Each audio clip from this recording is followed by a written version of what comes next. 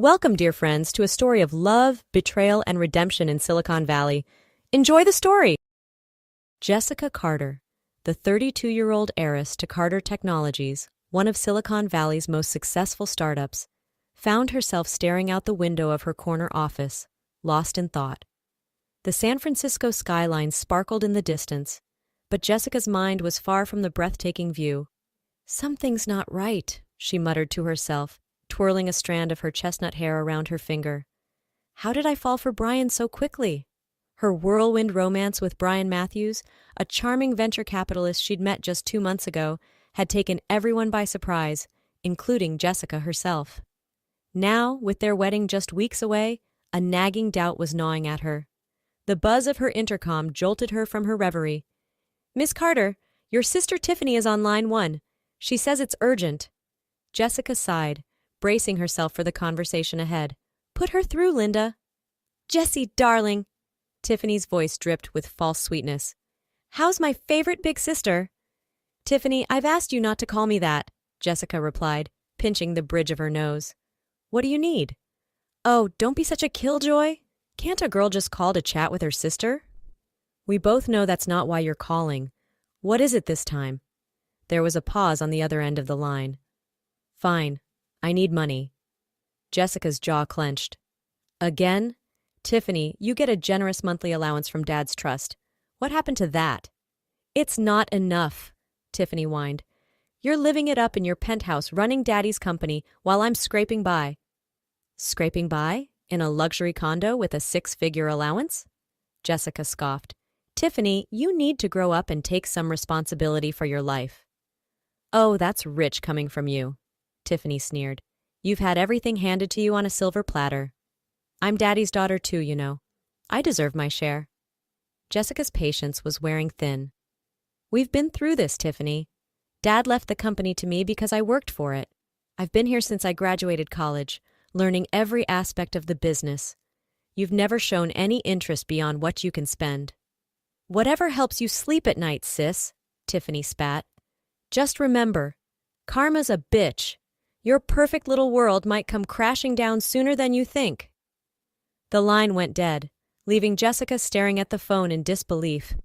She slumped back in her chair, a mix of anger and sadness washing over her.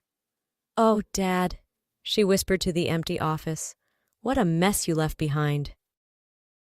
That evening, Jessica found herself curled up on her plush sofa, a glass of wine in hand, mindlessly flipping through channels on her giant flat-screen TV.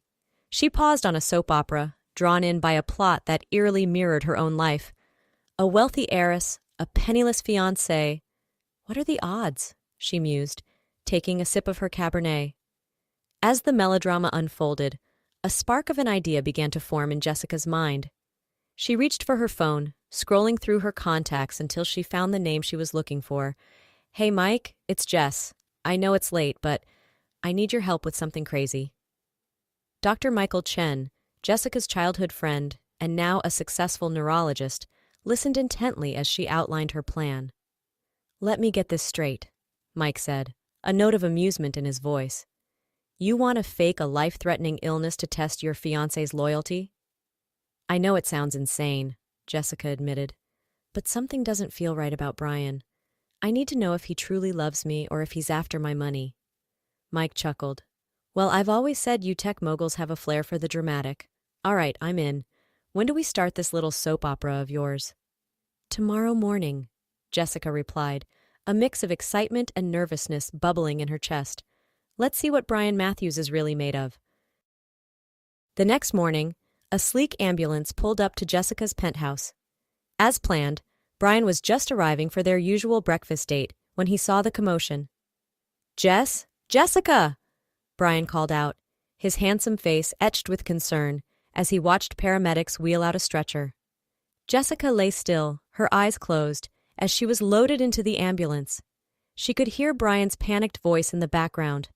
"What's happening? Is she okay?" "Sir, are you family?" one of the paramedics asked.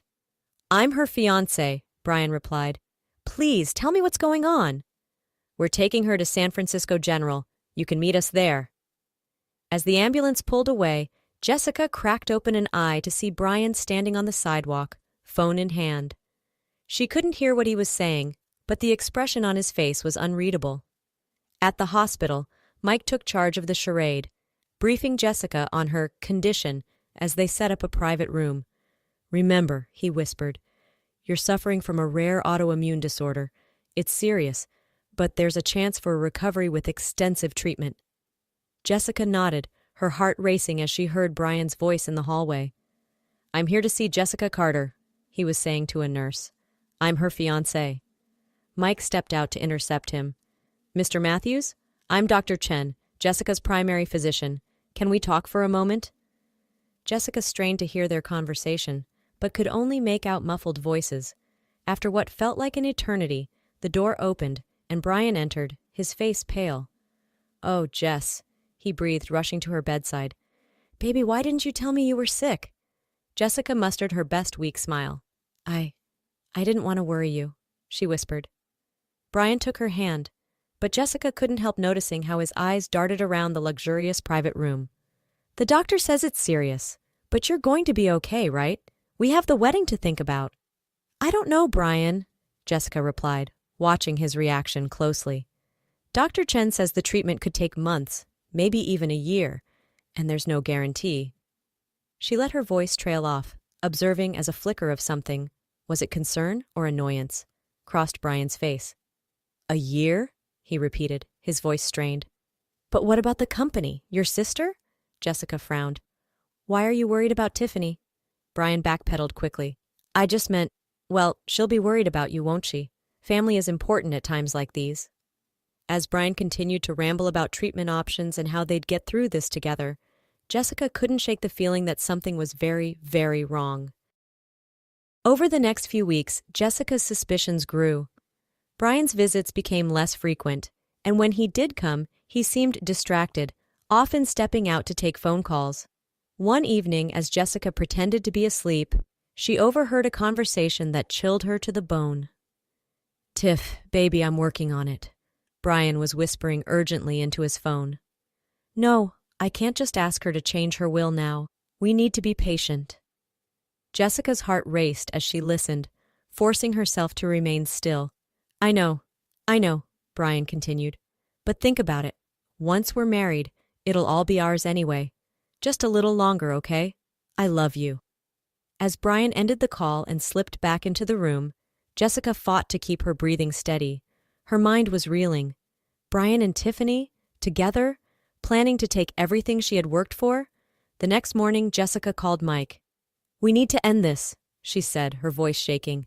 "I've heard enough." Mike arrived at the hospital, concern etched on his face. "Jess, what happened? What did you hear?" Jessica recounted the overheard conversation, tears streaming down her face. "I was such a fool, Mike. How could I have fallen for this?" Mike sat on the edge of her bed, taking her hand in his. "Hey, you're not a fool. You're one of the smartest people I know. These things, they happen to the best of us." "What do I do now?" Jessica asked, feeling more lost than she ever had in her life. Mike squeezed her hand. "We gather evidence, and we make sure they both pay for what they've done." With Mike's help, Jessica set up hidden cameras and microphones in her hospital room. They waited, knowing it was only a matter of time before Brian or Tiffany made their move. It happened 3 days later. Brian entered the room, looking nervous. "Hey, Jess," he said, leaning in to kiss her cheek. "How are you feeling today?" "Tired," Jessica murmured, playing her part. "The doctors say there hasn't been much improvement." Brian nodded, his eyes darting to the IV drip beside her bed. "Listen, babe, I've been doing some research. I found this new treatment that might help. It's experimental, but—" He pulled out a small vial from his pocket. "If we add this to your IV, it could speed up your recovery." Jessica's heart pounded. This was it. "I don't know, Brian. Shouldn't we ask Dr. Chen first?" "No," Brian said quickly, then forced a smile. "I mean, we don't want to get his hopes up if it doesn't work, right? Let's just try it and see." As Brian reached for her IV, the door burst open. Mike entered, flanked by 2 police officers. "Step away from that IV, Mr. Matthews," Mike commanded. Brian froze, the vial still in his hand. "What's going on here?" Jessica sat up, all pretense of illness gone. "Game over, Brian. We know everything." The color drained from Brian's face as he realized he'd been caught. The officers moved in, reading him his rights as they handcuffed him. "You don't understand," Brian pleaded as he was led away. "It was all Tiffany's idea. She made me do it." Jessica watched him go, a mix of sadness and relief washing over her.